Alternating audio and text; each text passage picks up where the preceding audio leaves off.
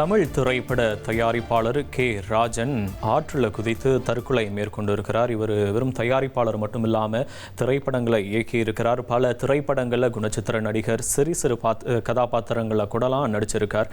1983ஆம் ஆண்டு பிரம்மச்சாரிகள் திரைப்படத்தின் மூலமாக தயாரிப்பாளராக அறிமுகமாகி இருந்தார் கே ராஜன். தொடர்ந்து நம்மோடு இயக்குனர் திரு பேரரசு நம்மோடு இணைந்திருக்கிறார். வணக்கம் சார்.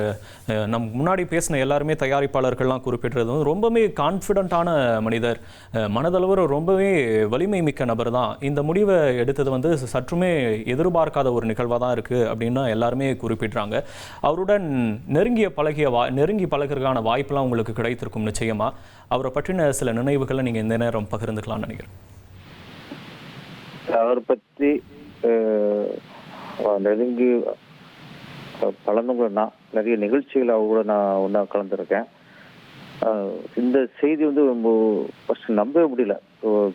ஒரு கே ராஜன் அப்படிங்கிற ஒரு தைரியமான ஒரு மனிதர், ஒரு துணிச்சல் மிக்க ஒரு மனிதர் எப்படி இந்த முடிவுக்கு வந்தாருங்கிறது பெரிய அதிர்ச்சியா இருக்கு.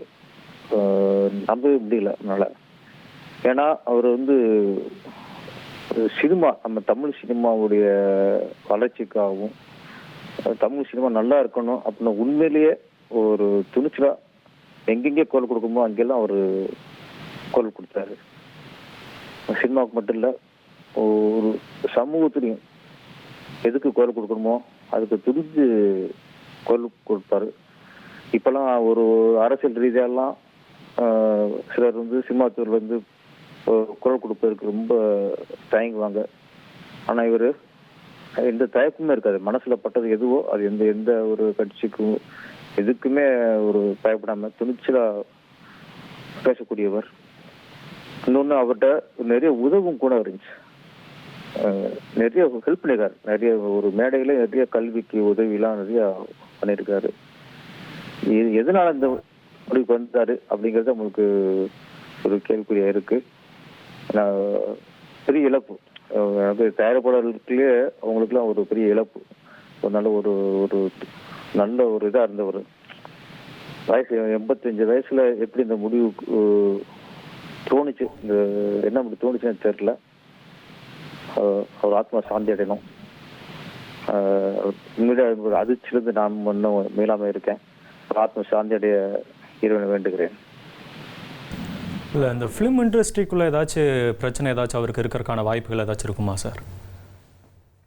தயாரிக்கல உங்களுக்கு அவருக்கு அவருக்கு தான் நிறைய பேர் கடன் கொடுக்க வேண்டியிருக்கு. அவர் நிறைய பேசும்போது இத்தனை கோடி எனக்கு படம் வர வேண்டியிருக்கு, இத்தனை பேர்கிட்ட நான் கடன் கொடுத்துருக்கேன் அப்படின்னு இவருக்கு தான் நிறைய கடன் கொடுக்க வேண்டியிருக்கும். தவிர இவர் யாருக்கும் கடன் கொடுக்க வேண்டியது இல்லை. ஏன்னா நிறைய விஷயங்கள் மனசுக்கு பகிர்ந்துருக்காரு. இன்னொன்று, சமீப படமும் பண்ணல. அப்ப அவர் அடிக்க சொன்னது, எனக்கு வர வேண்டிய பணம் நிறைய இருக்குன்னு என்கிட்ட பொதுவா பேசுவார். அவ்வளவு கொடுத்துருக்கேன், யாரும் தரமாட்டேங்கிறாங்க அப்படின்னு. இதுதான் அடிக்கடி ஒரு பதிவு பண்ணியிருக்காரு. தவிர கண்டிப்பா கடன் தொல்லை அப்படின்னு ஒண்ணு இவருக்கு இருக்காது. வேற பிரச்சனை அது தெரியல, குடும்ப விஷயங்கள் நமக்கு ஒன்றும் தெரியல. ஆனா கண்டிப்பா கடன் பிரச்சனை கண்டிப்பா இவருக்கு இருக்காது. சமீப படமும் பண்ணல. அந்த விஷயம் கண்டிப்பா இருக்காது. வேற என்னன்னு தெரியல நம்மளுக்கு. அது இன்னொன்னு, சமீபத்துல நான் பார்க்கல. ஒரு மாசமா 2 மாசமா நான் எந்த நிகழ்ச்சியிலையும் பார்க்கல. தொடர்ந்து ஒரு மாசத்துல 1 விட 2 விட சந்திப்போம், ஏதாவது நிகழ்ச்சி சந்திப்போம். ஆனா இந்த 2 மாசமா நான் எந்த நிகழ்ச்சியும் அவர் பார்க்கல. என்ன காரணம் தெரியல. ஒருவேளை வேற ஏதாவது பிரச்சனையா, அதனால வெளியே வராம இருந்தாரான்னு தெரியல நமக்கு.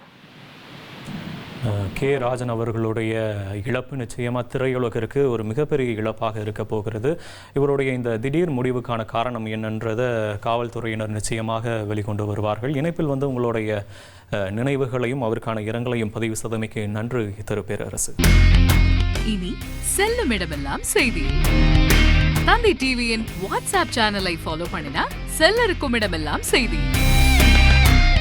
இதோ QR கோட் இப்பவே ஸ்கேன் பண்ணுங்க, ஃபாலோ பண்ணுங்க.